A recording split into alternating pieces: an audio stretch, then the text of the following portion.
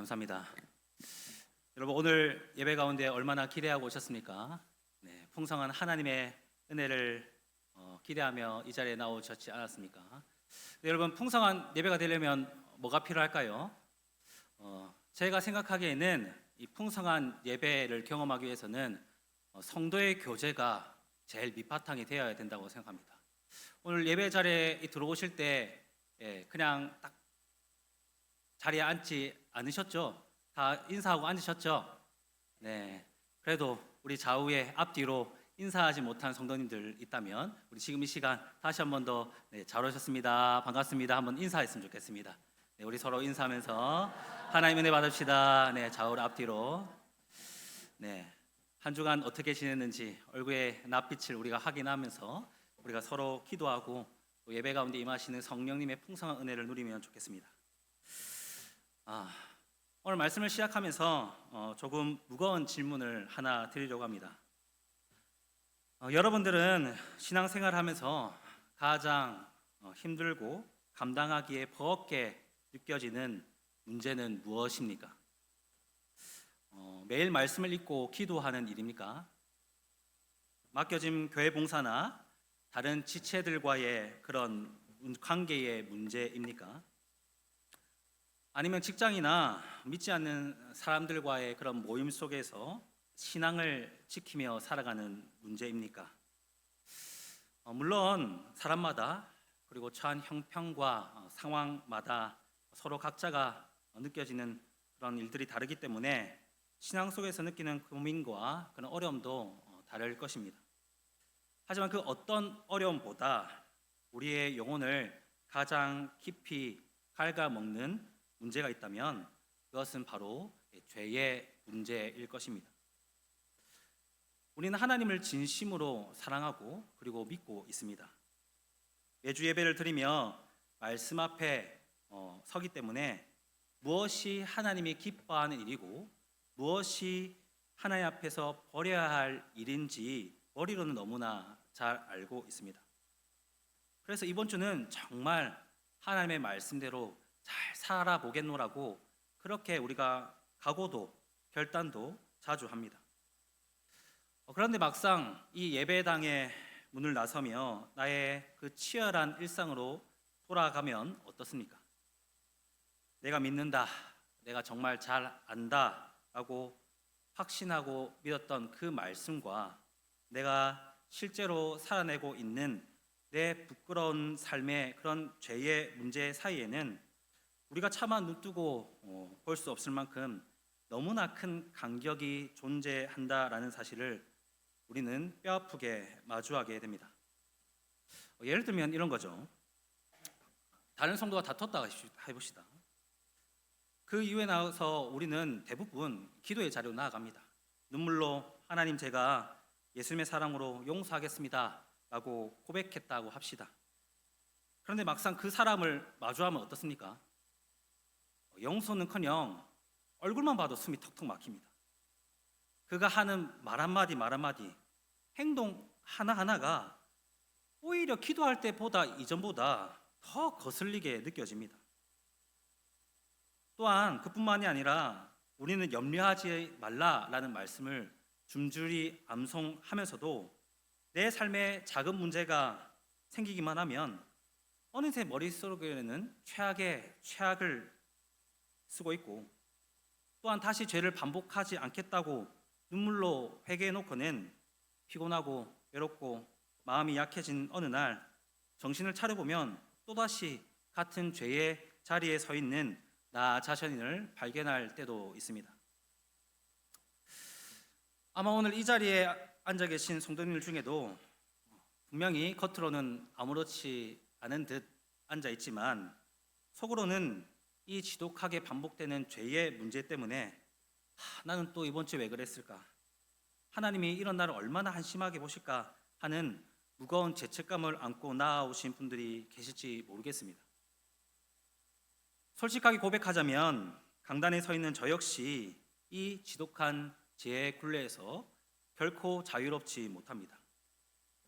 목사라고 해서 죄 유혹이 알아서 피해가는 것도 아니고 말씀을 전한다고 해서 언제나 말씀으로 반응하는 것도 아닙니다. 저도 제 앞에 여지없이 또 무너지는 모습을 보며 스스로 깊이 실망하고 괴로워합니다. 여러분, 이것이 우리가 살아가는 우리 모두의 솔직한 민낯이자 신앙의 현실이지 않을까 싶습니다. 그런데 참 이상하지 않습니까? 여러분, 우리가 죄를 좋아해서 반복합니까? 결코 아닙니다. 여러분, 죄를 지으면 행복해집니까? 아니죠. 오히려 후회와 괴로움, 하나님을 향한 죄송함 때문에 고개를 못 들 것이 뻔히 알고 있습니다. 그런데도 우리는 왜 그 죄가 우리를 무너뜨린다라는 것을 잘 알면서도 비슷한 상황, 비슷한 사람, 비슷한 환경만 만나면 너무나 익숙하게 그 같은 죄의 방향으로 반응하게 되는 것일까요? 이 질문은 오늘 현실을 살아가는 우리 모두의 고민이기도 합니다. 그런데 오늘 말씀은 이 질문에 대하여 더 깊이 묵상할 수 있는 자리로 우리를 데려갑니다. 바로 오늘 본문에서 끊임없이 죄와 싸우며 낙심하는 성도들을 향해 우리가 왜 이 같은 자리에서 이렇게 반복해서 넘어지는지 그 문제를 하나님의 말씀으로 진단해 주고 있습니다. 우리는 흔히 죄의 문제를 의지력의 문제로만 생각합니다. 조금만 더 결심하면 될 것 같고 조금만 더 정신 차리면 이겨낼 수 있을 것처럼 생각합니다. 그러나 성경은 이 죄의 문제가 생각보다 훨씬 더 어려운 문제라고 말씀합니다. 저는 오늘 이 말씀을 통해 반복되는 그 죄의 문제를 하나님 앞에서 우리가 정직하게 바라보고 그 죄의 굴레에서 우리를 건져내시는 하나님의 은혜를 함께 발견하기를 소망합니다. 그렇다면 여러분, 이 지독하게 반복되는 죄는 우리의 내면을 구체적으로 어떻게 망가뜨릴까요? 첫째로 이 반복되는 죄는 우리의 판단과 생각을 어둡게 만듭니다. 여러분, 17절 18절 말씀 다시 한번 보겠습니다. 그러므로 내가 이것을 말하며 주 안에서 증언하노니 이제부터 너희는 이방인이 그 마음에 허망한 것으로 행한 같이 행하지 말라. 그들의 총명이 어두워지고 그들 가운데 있는 무지함과 그들의 마음이 굳어짐으로 말미암아 하나님의 생명에서 떠나 있도다. 그렇게 말씀해 주고 있습니다. 오늘 본문에서 바울은 에베소 교회 성도들을 향하여 이제부터 이방인들이 행하는 것처럼 살지 말라, 그렇게 아주 단호하게 명령하고 있습니다. 여러분, 이방인처럼 살지 말라라는 이 말은 쉽게 말해서 하나님을 전혀 모른 채 내 유익과 욕심을 따라 행하여 살았던 그 과거의 옛 삶으로 돌아가지 말라, 그렇게 말하고 있는 뜻입니다. 그런데 우리가 여기서 주목해야 될 반전이 하나 있습니다. 바울은 지금 성도들을 향하여서 너희의 과거의 옛 삶에 돌아가지 말라, 그런 것들을 지적하면서 신기하게도 그들이 이전에 행하였던 죄의 구체적인 행동에 대해서는 단 한마디도 꺼내지 않습니다. 너희들이 왜 그렇게 음란하게 살았느냐, 너희들이 왜 그렇게 거짓말하고 남의 것을 빼앗고 살았느냐와 같은 그런 외적인 행동에 대해서 지적하고 있는 게 아니라는 겁니다. 바울은 지금 눈에 보이는 그런 외적인 증상이 아니라 그 증상을 유발하는 진짜 원인, 즉 우리의 마음과 생각의 그런 시스템 자체가 고장났다라는 그 본질적인 뿌리를 정확하게 저격하고 있습니다. 그리고 더욱 중요한 부분은 바울이 이 영적인 고장을 17절과 18절에서 두 가지 병명으로 명확하게 진단하고 있다라는 겁니다. 그럼 그것이 무엇이냐고 한다면 첫째는 17절에서 볼 수 있는 마음의 허망함이고, 둘째는 18절에서 볼 수 있는 총명이 어두워짐이라는 겁니다. 그러면 성도 여러분, 바울이 영적 고장을 유발하는 첫 번째 이 병명인 마음의 허망함이란 도대체 무슨 뜻일까요? 간단하게 말하면 성경이 말하는 이 마음의 허망함이란 인간의 생각이 하나님을 떠나 참된 목적과 방향을 잃어버린 상태를 뜻합니다. 여러분, 우리는 이 점을 잘 이해해야 합니다. 여러분, 하나님을 떠난 이 세상 사람들이 아무런 생각 없이 대충 살던가요? 아니지 않습니까? 오히려 정말 치열하게 고민하며 살아갑니다. 무엇이 나에게 유익한지 계산하고 어떻게 해야 손해보지 않을지 밤새 고민하며 어떻게 해야 내 미래를 더 안전하고 편안하게 만들 수 있을지 정말 기가 막힌 계획들을 세웁니다. 때로는 믿는 사람들보다 훨씬 더 치밀하고 훨씬 더 현실적으로 판단하며 살아가는 것처럼 보일 때도 있습니다. 하지만 지금 바울이 말하고 있는 문제는 얼마나 고민하고 살아가느냐, 얼마나 치열하게 살아가고 있느냐, 그런 문제가 아닙니다. 바울이 말하는 문제는 그 생각의 중심에 하나님이 없다라는 것을 지적하고자 하는 겁니다.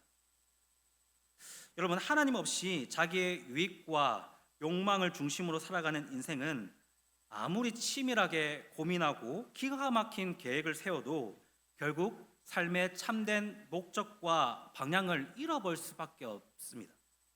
여러분, 왜 그럴까요?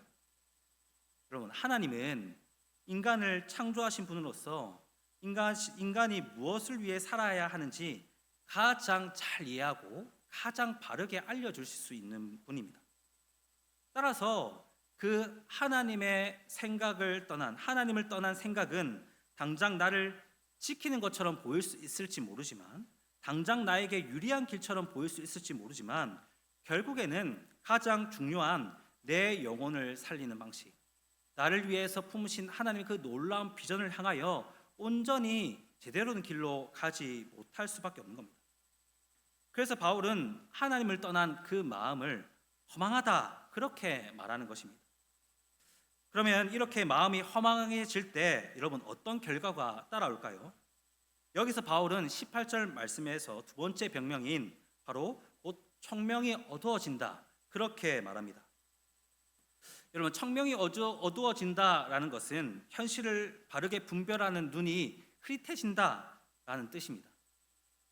무엇이 하나님을 기쁘시게 하는 길인지 헷갈리고, 무엇이 나를 살리는 길이며 무엇이 나를 무너뜨린 죄의 길인지조차 제대로 구별하지 못하게 됩니다. 여러분, 그래서 이 허망한 마음과 어두워진 청명은 사실 톱니바퀴처럼 꽉 맞물려서 돌아갑니다. 하나님을 떠나 방향을 잃은 생각은 눈앞의 현실을 내 멋대로 왜곡해서 보게 만들고, 하나님의 거룩한 그런 기준이 아니라 내 안에 요동치는 욕망과 두려움이라는 그런 삐뚤어진 안경을 쓰고 나와 타인, 그리고 삶의 모든 상황을 그렇게 해석하기 시작하는 겁니다. 여러분, 그런데 이런 영적 고장이 실제 삶 속에서 나타날 때에는 그 문제가 훨씬 더 심각해집니다. 마음이 허망해지고 청명이 어두워지면 이제는 어떤 순간에도 회개와 순종의 길로 나아가기보다는 나를 정당화하고 죄를 선택하기 가장 좋은 방식으로 현실을 난도질하기 시작한다라는 겁니다. 그런데 여러분, 흥미롭게도 현대 인지과학이나 뇌과학에서도 이런 영적 실상을 고스란히 엿볼 수 있습니다. 제가 요즘 뇌과학 책들을 많이 보고 있는데 거기서 말하는 내용들 가운데 한 가지는 우리 인간의 뇌는요, 눈앞의 상황을 그런 아무런 전제 없이 있는 그대로만 받아들이지 않는다라는 겁니다. 뇌과학자들의 연구에 따르면 인간의 뇌는 눈앞의 정보를 아무 전제 없이 있는 그대로 받아들이는 것이 아니라 철저하게 과거의 경험을 데이터들을 삼아 지금 일어나고 있는 일이 어떤 의미인지 1초 만에 미리 결론을 내리고 예측해버리는 예측 기계와 같다, 그렇게 설명합니다. 여러분, 이 능력이 잘못된 것이 아니죠. 과거의 경험을 바탕으로 현재를 빠르게 판단하며 위험을 피하게 하는 것, 이것은 하나님이 우리에게 주신, 인간에게 주신 정말 아주 지혜로운 생존 능력입니다.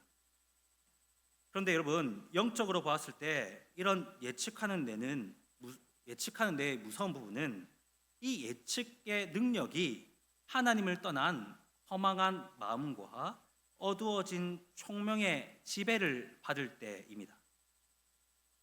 우리가 특정한 상황에서 죄의 방식으로 생각하고 분노하며 무너졌던 그 경험들을 반복하면 반복할수록 그 실패에 데이터들이 우리의 뇌와 영혼에 겹겹이 쌓이면서 하나의 강력한 죄의 필터를 형성하게 됩니다. 그러면 오늘 아무리 사소하고 객관적인 그런 상황을 마주한다고 하더라도 고장난 우리의 내면은 과거의 그 죄에 대한 실패의 데이터들을 늘 끄집어내며 내가 또다시 죄를 짓기에 가장 유리한 방식으로 현실을 왜곡하고 우리가 경험하는 그 모든 감각들을 왜곡하여 해석해 버린다는 겁니다. 반복된 죄가 무서운 이유는 바로 여기에 있습니다. 죄를 반복하면 죄의 행동만 익숙해지는 것이 아닙니다. 죄를 선택하기에 가장 좋은 방향으로 현실 자체를 왜곡하여 해석하는 그런 무서운 영적 버릇이 내 영혼과 우리의 뇌의 회로에 완전히 박혀버린다라는 겁니다. 결국 이 지경에 이르면 여러분, 하나님의 신실하신 그 말씀보다 과거의 그 죄의 실패가 내린 그 결론을 우리가 더 빠르게 믿게 됩니다. 예수 안에 있는 그 복음의 진리보다 내 안에 요동치는 두려움과 욕망이 들려주는 비틀어진 그 해석이 훨씬 더 현실적이라고 판단하게 된다라는 것이죠. 여러분, 죄는 이토록 정교한 방식으로 우리의 생각과 온 삶을 완벽한 어둠 속에 가두어 버리려고 합니다. 여러분, 그렇다면 우리는 이 지독한 죄의 악순환을 어떻게 벗어날 수 있겠습니까? 바울은 20절에서 이렇게 강력하게 선언합니다. 여러분, 20절 말씀입니다. 함께 읽겠습니다. 시작. 오직 너희는 그리스도를 그같이 배우지 아니하였느니라. 여러분, 우리는 더 이상 과거의 상처와 욕망이 가르쳐준 방식대로 세상을 삐뚤어지게 해석하며 살아갈 사람들이 아닙니다. 우리는 그리스도를 배운 사람들입니다. 이전에는 그렇다 제대로한 삶을 살았다 하더라도 이제는 그리스도를 배운 사람들로서 내 감정과 과거의 경험을 삶의 최종의 기준으로 삼는 사람들이 아니라는 겁니다. 우린 이제 예수 안에 있는 거룩한 진리라는 그 렌즈를 통해 나 자신을 다시 정의하고 타인을 용납하며 내 삶의 현실을 하나님의 뜻 안에서 완전히 다시 해석할 수 있는 사람들입니다. 그래서 바울은 22절에서 유혹의 욕심을 따라 썩어져가는 구습을 따르는 옛사람을 벗어버리라, 그렇게 단호하게 명령합니다. 죄를 정당화하고 자꾸만 무너지게 만들었던 나의 오래된 생각과 그 해석의 방식 자체를 쓰레기통에 집어 던지라는 뜻입니다. 불안이 찾아오면 모든 상황과 사람을 내 뜻대로 통제하려 들던 방식, 상처를 받으면 나를 보호하겠다는 핑계로 상대를 피 흘리게 공격하던 방식, 수치심이 올라오면 비겁하게 숨거나 변명으로 일관하던 그런 방식, 내 삶에 실패가 찾아오면 하나님께 나아가기보다 정죄와 자기 혐오 속에서 걸어 들어가던 그런 방식들, 여러분, 우리는 이 오래되고 낡은 옛 사람의 방식을 이제는 예수 그리스도의 이름으로 과감히 벗어버려야 합니다. 더 이상 상황 탓, 사람 탓하며 핑계대려 하지 마시기 바랍니다. 그 인간 때문에 내가 눈이 뒤집혔다라고 말하지 마시기 바랍니다. 내가 너무나 당연하게 진리처럼 믿어왔던 나의 삐뚤어진 생각과 판단을 오늘 이 시간 예수 그리스도의 진리의 말씀 앞에 쳐서 복종시키기를 원합니다. 우리가 이 옛사람의 해석을 믿음으로 벗어버릴 때 하나님께서는 비로소 우리의 심령을 새롭게 하시고 하나님의 눈으로 나와 세상을 바라보는 눈부신 삶을 시작하게 하실 줄 믿습니다. 이 은혜를 결단하는 우리 모두가 되기를 원합니다. 둘째로, 여러분, 반복되는 죄는 우리의 영적 그리고 도덕적 감각을 무디게 만든다, 그렇게 말합니다. 여러분, 우리가 앞서 반복된 죄가 우리의 판단과 생각을 얼마나 어둡게 만드는지를 나누었습니다. 죄가 반복되면 상황을 있는 그대로 바라보지 못하고 내 욕망과 두려움에 유리한 방향으로 삐뚤어지게 해석한다, 그렇게 말씀드렸죠. 그런데 죄가 우리 안에 저지르는 끔찍한 일은 거기서 끝나지 않습니다. 오늘 본문은 한 걸음 더 깊이 들어가서 반복되는 죄가 우리의 마음을 굳어지게 만들고 죄를 죄로 느끼는 그런 영적 감각까지 완전히 시키려 한다라고 그렇게 경고합니다. 여러분 18절과 19절 말씀 다시 한 번 더 한 목소리 읽도록 하겠습니다. 시작. 그들에 있는 무지함과 그들의 마음이 굳어짐으로 말미암아 하나님의 생명에서 떠나 있도다. 그들이 감각 없는 자가 되어 자신을 방탕에 방임하여 모든 더러운 것을 욕심으로 행하되. 여러분 바울은 그들이 마음이 굳어졌다, 즉 감각 없는 자가 되었다 그렇게 고발합니다. 마음이 굳어졌다라는 것은 내 마음이 여러분 로봇처럼 마음이 메마른 상태를 떠올릴 수 있지만 사실은 오히려 그 정반대입니다. 바울이 말하는 마음이 굳어졌다라는 것은 내 기분과 내 자존심에는 영악하리만치 민감하면서 정작 내가 하나님 앞에서 무슨 무서운 죄를 짓고 있는지, 내 거친 말과 행동 때문에 내 소중한 가족과 지체들이 얼마나 피눈물 흘리고 있는지에 대해서는 아무런 감각이 없는 그런 상태를 말하는 겁니다. 여러분 처음부터 죄를 지으면 편하고 그리고 자연스러웠던 사람은 아무도 없습니다. 처음에는 누구나 양심의 가책을 느끼며 그 죄에 대해서 불편해합니다. 그런데 똑같은 죄를 2번, 3번, 수십 번 반복하면 어떻게 됩니까? 신기하게도 처음에 느꼈던 그 양심의 가책과 불편함은 조금씩 사라지게 됩니다. 그리고 아주 교묘하게 우리는 어떤 방식을 취하냐면 내가 저지른 죄에 대해서 살짝살짝 그 죄의 이름을 바꾸기 시작합니다. 무슨 말이냐면 내 안에 분노와 통제욕 그런 것을 정의감과 책임감으로 바꾸고 탐욕과 무례함은 성실함과 솔직함이라는 근사한 이름표로 교묘히 위장하기 시작한다라는 겁니다. 그런데 여러분 이렇게 되면 결국 뭐가 가장 불편해지는지 아십니까? 회개하는 게 가장 불편해집니다. 내 잘못을 인정하는 게 죽기보다 싫고 용서를 구하는 게 자존심 상하며 하나님 앞에 내 본 모습을 정직하게 직면하는 일이 참 부담스러워집니다. 여러분 이것이 바로 영적 감각이 마비된 자의 처참한 실상입니다. 여러분 그러면 우리는 왜 이렇게 죄에 대해 점점 무뎌지게 되는 것일까요? 바울은 그 이유가 옛 사람이 우리를 속이는 욕망을 계속 따라가며 썩어져 가기 때문이라고 그렇게 말씀합니다. 여러분 우리 안의 욕망은 아주 영악한 사기꾼과 같아서 절대 제가 가져올 참혹한 결말을 미리 보여주지 않습니다. 죄는 오직 그것을 선택했을 때에 얻을 수 있는 순간적인 해소감과 달콤함만 보여줄 뿐 그 죄 때문에 박살날 인간관계, 처참하게 잃어버릴 신뢰, 그 뒤에 찾아올 깊은 영적 공허함은 감쪽같이 가려버립니다.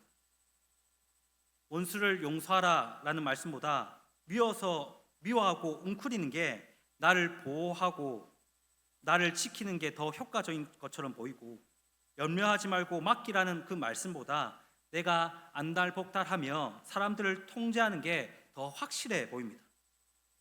그래서 이 단계가 되면 죄를 안 짓는 게 오히려 손해처럼 느껴지기도 합니다. 사기꾼에게 완벽히 속아 영적 감각이 마비된 채 하나님의 약속보다 죄의 유혹을 더 진짜처럼 믿고 살아가는 것입니다. 자 그렇다면 여러분 이 마비된 마음을 우리는 어떻게 다시 살려낼 수 있을까요? 나는 왜 이 모양일까? 왜 이것밖에 안 될까? 하고 내 머리를 쥐어박으며 죄책감에 시달리다 보면 여러분 괜찮아질까요? 여러분 경험하셨지 않습니까? 그렇지 않습니다. 자책과 정죄는 우리의 마음을 잠시는 괴롭게 할지는 몰라도 결코 우리의 심령을 새롭게 하지는 못합니다. 바울이 제시하는 유일한 탈출구는 여러분 23절 말씀에 있습니다.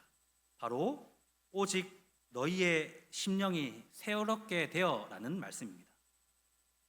그동안 내 안에 속이는 그 욕망이 가르쳐준 그 거짓 체계를 내 안에 있는 진리로 완전히 다시 배우는 생각에 새로 고침이 있어야 한다라는 겁니다.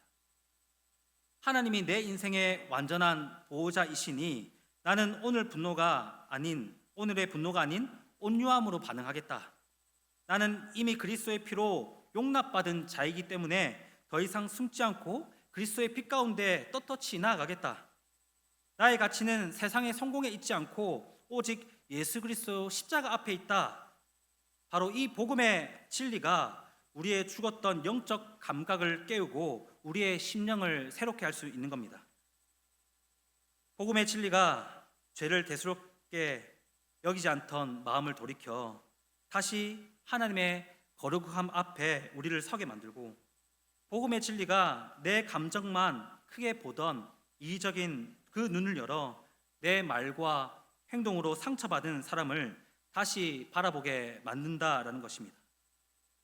사랑하는 성도 여러분, 혹시 현재 반복되는 죄로 인해 내 영적 감각이 무뎌지지 않았습니까?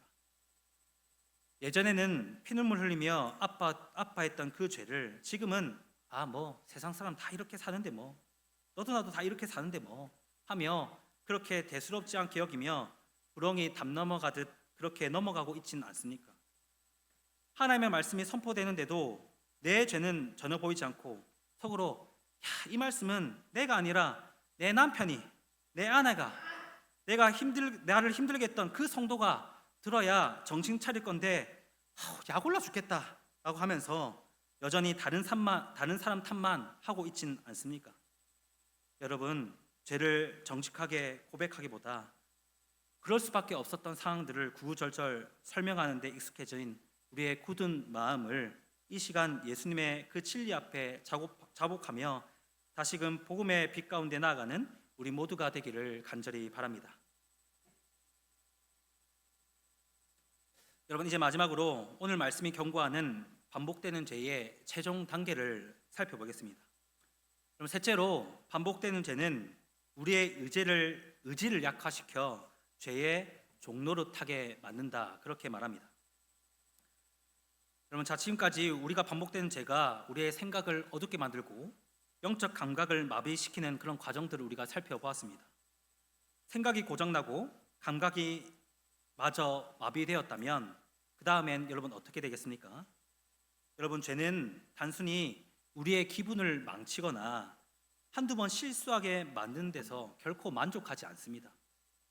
죄의 궁극적인 목표는 우리의 의지를 완전히 꺾어버려서 죄가 명령하는 대로만 무기력하게 움직이는 노예로 만드는 것입니다. 오늘 말씀 19절 하반절을 다시 한번 여러분 주목해 보십시오. 바울이 영적 감각을 잃어버린 자들의 최종 상태를 이렇게 묘사합니다.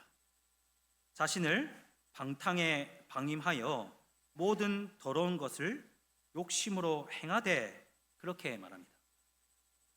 여러분, 자신을 방탕에 방임했다라는 것은 어쩌다 한두 번 방황했다가 실수로 또 한 발짝 미끄러졌다는 그런 정도의 가벼운 뜻이 아닙니다.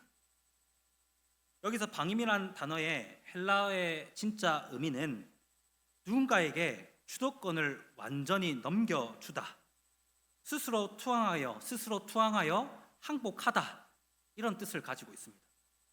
다시 말해서 죄가 나를 강제로 쇠사슬에 꽁꽁 묶어서 억지로 끌고 간 것이 아니라는 말입니다.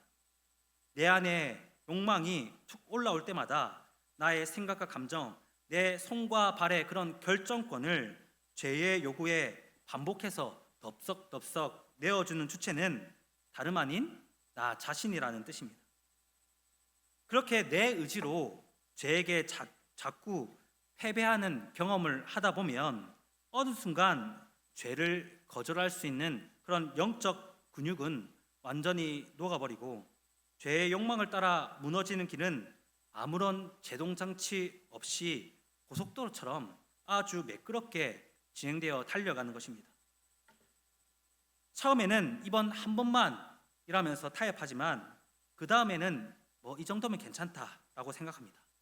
그리고 시간이 지나면 나는 원래 이런 사람이다 라고 스스로 정의해버리고 마침내 나는 어쩔 수 없다, 그렇게 영적으로 완전히 체념하게 됩니다. 죄를 거절할 수 없는 존재가 된 것이 아니라 죄와 피 흘리기까지 싸우는 것 자체를 포기하고 욕망이 명령하면 거절하지 못한 채 무기력하게 따라가는 상태, 이것이 바로 성경이 고발하고 있는 비참한 죄의 종로로 타고 있는 상태라는 겁니다. 자, 그러면 여러분, 우리는 이 지독한 죄의 종로릇에서 어떻게 벗어날 수 있겠습니까? 내 의지력을 더 악착같이 강하게 키우면 될까요? 이번에는 반드시 이겨내자 정신만 바짝 차리면 끊을 수 있을까요? 죄송하지만 사실 그 정도로 가능하지 않습니다. 그렇다면 이미 여러분들은 죄에서 자유로운 사람이 되었겠죠. 내 결단과 정신력은 그 죄의 거대한 파도 앞에 단 3초도 버티지 못합니다. 그래서 바울은 이 문제를 해결할 수 있는 해결책을 우리의 의지에서 찾지 않고 24절에서 가장 확실한 그 돌파구가 있다라고 선언합니다. 여러분 24절 말씀 같이 읽도록 하겠습니다. 시작. 하나님을 따라 의와 진리의 거룩함으로 지으심을 받은 새 사람을 입으라. 여러분 그 확실한 돌파구란 내 힘으로 새 사람이 되려고 버둥거리는 것이 아니라 영적인 일은 영적인 일로 이미 하나님께서 그리스도 안에서 다 이루어 놓으신 그 새 사람의 옷을 믿음으로 입는 것입니다. 그럼 여러분 궁금한 점이 생기죠. 믿음으로 새 사람을 옷을 입는다라는 게 도대체 무슨 뜻일까요? 바울은 이어지는 25절부터 이것을 아주 쉽게 풀어주고 있습니다. 여러분 새 사람을 입는다라는 것은 그저 죄의 행동을 겨우겨우 참아내는 그런 소극적인 상태가 아닙니다. 오늘 화내지 말아야지, 거짓말하지 말아야지 하면서 그냥 방구석에 가만히 앉아 숨지고 있는 게 아니라라는 말입니다. 진짜 새 사람의 옷을 입는다라는 것은 그동안 죄가 제멋대로 휘두르던 내 몸의 사용처를 완전히 바꾸어 버리는 적극적인 선택입니다. 여러분 예를 들면 이런 겁니다. 그동안 내 입술이 남을 헛들고 짜증을 내는 죄의 무기로 쓰였다면 이제는 그 입술을 죄에게서 딱 뺏어오는 겁니다. 그리고 어떻게 합니까? 사람을 위로하고 칭찬하는 사랑의 마이크로 사용처를 바꾸어 버리는 겁니다. 여러분 한번 생각해 보십시오. 더러운 물이 담겨진 이 컵이 있습니다. 이 컵을 깨끗하게 만드는 가장 확실한 방법이 무엇일까요? 컵에 담긴 더러운 물을 없애겠다고 숟가락으로 한 방울씩 일일이 밤새도록 퍼내는 게 여러분 가장 쉬운 방법일까요? 그게 아니라 가장 쉬운 방법은 깨끗한 새물을 넘치도록 콸콸 부어 버려서 구중물 자체를 완전히 밀어내는 겁니다. 그것처럼 여러분 나의 나약한 힘으로 죄를 끊어내 보겠다고 내 성격을 고쳐 보겠다고 숟가락으로 죄를 퍼내듯 그렇게 여러분 싸운다고 승리할 수 있겠습니까? 그렇지 않습니다. 죄가 들어차 있던 내 삶의 자리에 하나님의 선한 일들을 넘치도록 가득 채워 죄를 밖으로 강제적으로 밀어버리는 것, 복음의 은혜를 콸콸 쏟아부어서 죄가 버티다 못해 어쩔 수 없이 밖으로 밀려나가는 것, 이것이 바로 성경이 말하는 새 사람을 입는다라는 것의 진짜 능력입니다. 사랑하는 성도 여러분, 우리는 죄가 명령하면 군소리 없이 복종해야 하는 그런 무기력한 사람들이 결코 아닙니다. 우리는 하나님께서 예수 그리스도의 그 십자가를 통해 의와 진리의 거룩함으로 완전히 새롭게 빚어진 영광스러운 새 사람들입니다. 그러니 매번 결심하고 무너지는 내 연약한 의지와 얄팍한 그 정신력을 바라보며 더 이상 자책하고 절망하지 마시기 바랍니다. 내 힘에 갇혀 있지 말고 그리스도 안에서 이미 완벽하게 뒤박힌 나의 눈부신 신분과 정체성을 믿음으로 굳게 붙잡으시오. 그리고 죄를 겨우 참아내며 쩔쩔매는 인생이 아니라 내 삶에 하나님의 은혜를 콸콸 부어서 죄를 당당히 밀어내어 승리하는 우리 모두가 되시길 바랍니다. 그럼 말씀을 읽겠습니다. 사랑하는 성도 여러분, 우리가 매번 처절하게 넘어지던 그 지독한 악순환의 영적 실상이 여러분 이제 눈에 보이십니까? 반복되는 죄는 결코 만만하지 않습니다. 그러나 오늘 하나님의 말씀은 결코 우리를 그 무기력한 자책과 절망의 자리에 내버려 두지 않습니다. 바울은 우리를 향해 오직 너희는 그리스도를 그같이 배우지 아니하였느니라 그렇게 선포하고 있습니다. 우리는 더 이상 죄가 까라면 까야 하는 그런 노예가 아닙니다. 우리의 의와 진리의 거룩함으로 새로 지으심 받은 왕같은 제사장과 같은 사람들입니다. 따라서 내 연약한 의지력을 보여주며 주저앉지 말고 그리스도 안에서 이미 완벽하게 뒤바뀐 나의 영광스러운 신분으로 당당하게 일어서시기 바랍니다.